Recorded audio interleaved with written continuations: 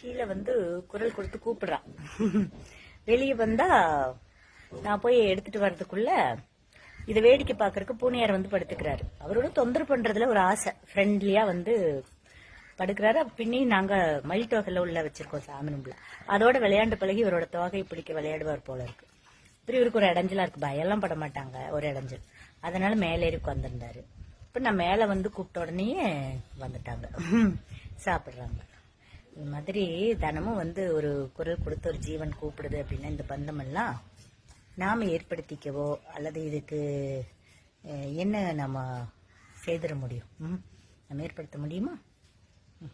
அவ்வளவுதான், ரொம்ப எல்லாம் இல்ல. ஒரு ஏக்கம் ஆசைக்கு வந்து கூப்பிடுவாரு, சாப்பிடுவாரு, போயிடுவாரு, அவரோட இஷ்டம்தான். வர்றதோ அவர் சாப்பிடுறதோ அவரோட பிரியம். எப்ப வேணா வருவாரு, சாயங்காலம் வருவாரு, ஒரு சமயம் காலையில் வருவாரு, கொஞ்சம் நேரம் நிப்பாரு, போவாரு, கூப்பிடுவாரு, இப்படி பலதோ. இதோ நான் கூப்பிட்டதுக்காக இறங்கி வந்து சாப்பிட்டுட்டு போயாச்சு. இவ்வளவுதான். பாருங்க, தங்க யாருமா குரல் கொடுங்க. ஓ, எப்படி குரல் கொடுப்பீங்க தங்கா? குரல் எப்படிமா கொடுப்பீங்க?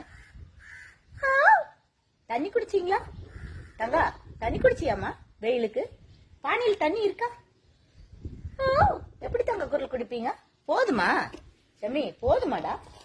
போதுமா ராஜாத்திக்கு? நாங்க கொண்டு கொடுக்கவா? போதுமா? இந்தா இங்க ஊட்டி விடுவா.